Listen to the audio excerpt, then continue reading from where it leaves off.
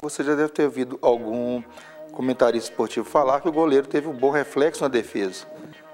De certo, a maioria dos goleiros devem ter um bom reflexo sim, já que a maioria deles são saudáveis e não apresentam nenhum problema neurológico. O que eles deveriam falar é que o goleiro teve um bom tempo de reação. O movimento reflexo é um movimento involuntário, ele é produzido na medula espinhal, ele é estereotipado, pouco adaptável, ou seja, ele não é um tipo de movimento que é aprendido. Já o tempo de reação é o tempo em que o goleiro leva para preparar, organizar a sua resposta motora. Isso depende da identificação do estímulo, por exemplo, ver qual a velocidade e a altura da bola,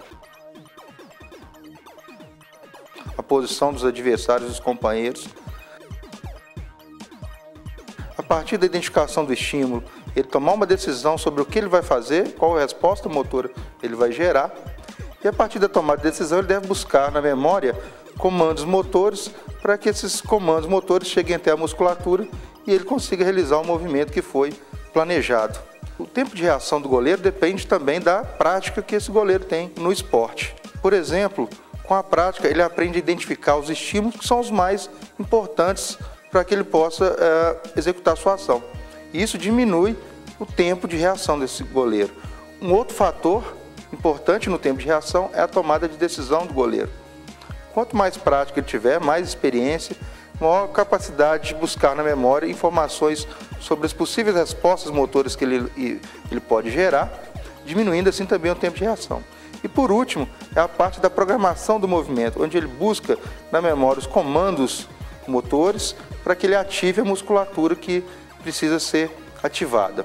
Dessa forma, o tempo de reação do goleiro é diminuído com a prática, já que esses 3 estágios do processamento ficam mais eficientes. Os estudos realizados em laboratório, com tarefas mais simples do que aquelas que o goleiro executa na hora do jogo, mostram que o tempo de reação humano é em média de 0,2 segundos, ou seja, 1/5 de segundo.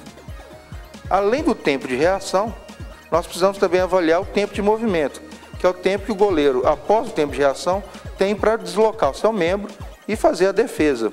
Essa análise sobre o tempo de movimento nos faz refletir sobre outro tipo de questionamento que os comentaristas esportivos fazem, que é a questão do goleiro ser lento e por isso ele levou o gol.